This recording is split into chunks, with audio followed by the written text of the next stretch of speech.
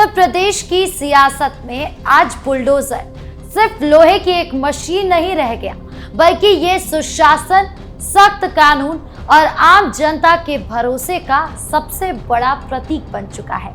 मुख्यमंत्री योगी आदित्यनाथ ने अपनी कार्यशैली से एक बात पत्थर की लकीर की तरह साफ कर दी है कि उत्तर प्रदेश की पवित्र धरती पर अब कब्जा तंत्र और माफिया राज के लिए कोई जगह नहीं बची है।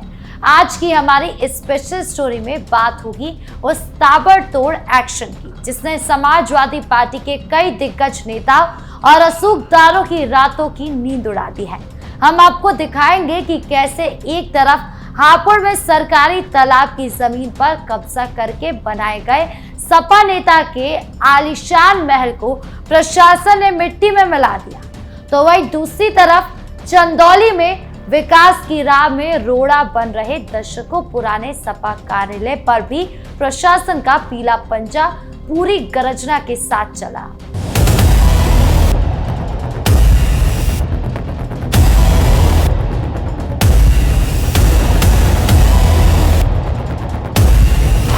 हापुड़ में जल पर थल का कब्जा खत्म। शुरुआत करते हैं हापुड़ से, जहां प्रशासन ने एक ऐसी मिसाल पेश की जिसे देखकर भूमाफियाओं के पसीने छूट रहे हैं। सपा के जिला उपाध्यक्ष के आलीशान आशियाने पर जब पीला पंजा चला तो साफ संदेश गया था, सरकारी संपत्ति किसी की जागीर नहीं है। हापुड़ जिले के धरौला तहसील अंतर्गत अमीरपुर नगौला गांव में बुधवार की सुबह आम दिनों जैसी नहीं थी। जब गांव वाले सोकर उठे तो उन्होंने देखा कि उनके गांव को भारी पुलिस फोर्स ने छावनी में तब्दील कर दिया। निशाने पर था समाजवादी पार्टी के जिला उपाध्यक्ष अयूब सिद्दीकी का वो आलीशान मकान जो सरकारी कागजों में तालाब दर्ज जमीन पर खड़ा था। सालों से अवैध निर्माण के कारण गांव का ड्रेनेज सिस्टम पूरी तरह से ध्वस्त हो चुका था। बारिश का पानी निकलने की जगह नहीं थी, जिससे गलियों में जल भराव और बीमारियों का अंबार लगा रहता था। ग्रामीणों की शिकायत पर प्रशासन ने जब जांच की तो पाया कि सपा नेता ने रसूख के दम पर न केवल जमीन दबाई बल्कि उस पर पक्का निर्माण भी करवा लिया। प्रशासन ने कार्रवाई से पहले अयूब सिद्दीकी को कई नोटिस जारी किए। मामला तहसील से लेकर उच्च अधिकारी की चौखट तक गया।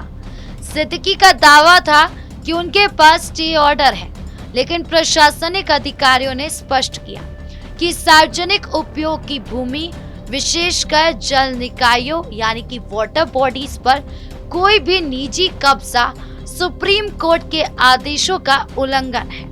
सुनिए क्या कुछ बोल रहे हैं सपा नेता। प्रशासन बता रहा है कि ये मकान तालाब में है। इन्होंने हमारे पास नोटिस भेजा। नोटिस भेजने के बाद में मैं हाई कोर्ट चला गया। हाई कोर्ट जाने के बाद में आज तारीख थी, इनको सबको पता है कि आज स्टे हो जाएगा। ये सुबह ही यहाँ पहुँच गए हमारे पास में, पूरी फोर्स को कम से कम 300 आदमियों को लेकर के। एसडीएम साहब और आपका एडीएम साहब और तहसीलदार, नायब तहसीलदार, सब लोग यहाँ पहुँच गए हैं। इनको इस बात का पता था कि आज स्टे हो जाएगा, तो इन्होंने सबसे पहले आके मेरा मकान, तो 42 मकान है इस गाँव में जोड़ में, सबसे पहले मेरा ही मकान आके तोड़ा और किसी के लिए नहीं तोड़ा, मेरा ही तोड़ा, क्योंकि मैं समाजवादी पार्टी का जिला उपाध्यक्ष हूँ। हालांकि एडीएम संदीप सिंह और एएसपी के नेतृत्व में जब बुलडोजर ने पहली टक्कर मारी तो सपा खेमे में हड़का मच गया। घंटों चली कार्रवाई में आलीशान दीवारें और छत मलबे में ढेर हो गए। ये सिर्फ एक मकान का गिरना नहीं था, बल्कि उस अहंकार का ढलना था जो सत्ता के संरक्षण में सरकारी संपत्तियों को निजी संपत्ति समझने लगा था। विकास के पथ पर साइकिल का दफ्तर साफ। हापुड़ की धूल अभी ठंडी भी नहीं हुई थी कि चंदौली से भी वैसी खबर सामने आई।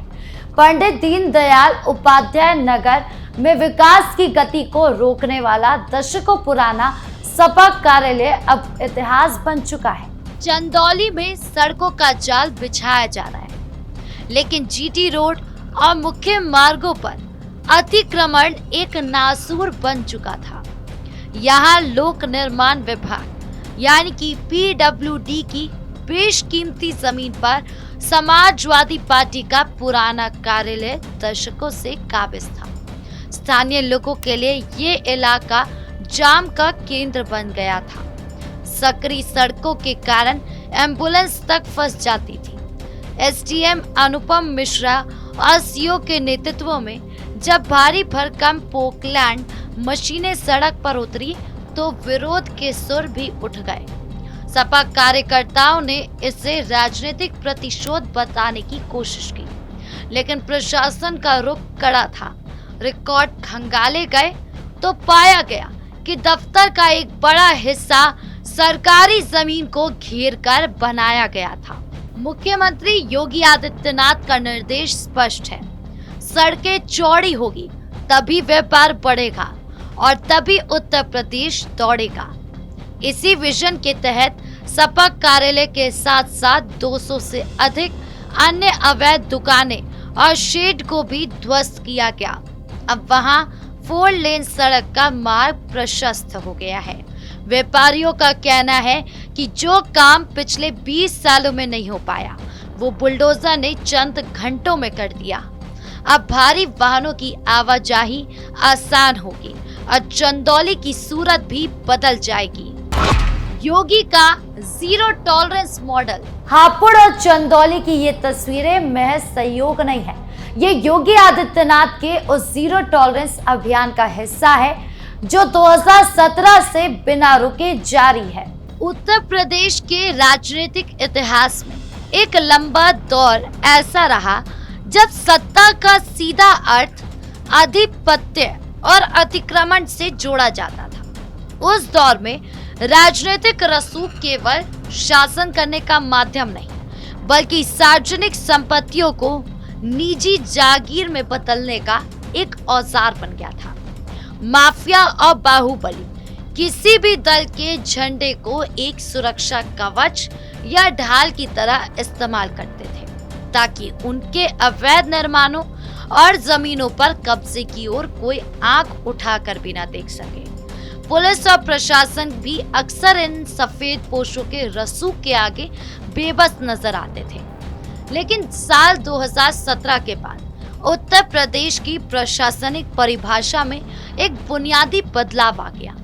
योगी सरकार ने सत्ता संभालते ही एंटी भू माफिया टास्क फोर्स का गठन कर दिया, जिसने दशकों से चले आ रहे इस कब्जा तंत्र की चूल्हे हिला दी।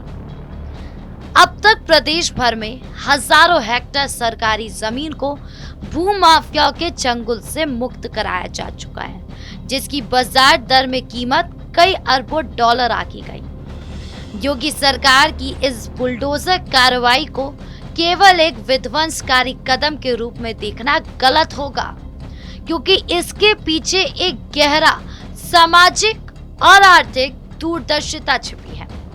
सबसे महत्वपूर्ण पहलू ये है कि यहाँ पर्यावरण संरक्षण है।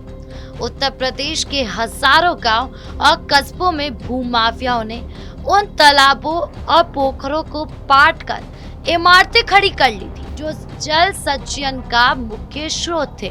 जब प्रशासन इन तालाबों से अवैध कब्जे हटाता है तो ये केवल जमीन की वापसी नहीं होती, बल्कि परिस्थिति तंत्र यानी इकोसिस्टम की बहाली होती है। तालाबों के पूर्ण जीवित होने से वाटर टेबल यानी भूजल स्तर पर सुधार होता है, जो भविष्य में आने वाले गंभीर जल संकट को रोकने के लिए अनिवार्य है। इससे न केवल पशु पक्षियों को नया जीवन मिलता है, बल्कि ग्रामीण अर्थव्यवस्था का आधार कही जाने वाली खेती किसानी को भी मजबूती मिलती है। 2027 का लक्ष्य अतिक्रमण मुक्त यूपी। योगी सरकार का लक्ष्य अब और बड़ा है। लक्ष्य है 2027 तक उत्तर प्रदेश को पूरी तरह से अतिक्रमण मुक्त और व्यवस्थित प्रदेश बनाने का। मुख्यमंत्री ने स्पष्ट कर दिया कि किसी भी गरीब की झोपड़ी पर बुलडोजर तो चलेगा ही नहीं, लेकिन सरकारी जमीन पर महल बनाने वाले माफियाओं को बख्शा भी नहीं जाएगा। गाजियाबाद के लोनी से लेकर वाराणसी के घाटों तक हर जगह सफाई अभियान जारी हो गया है।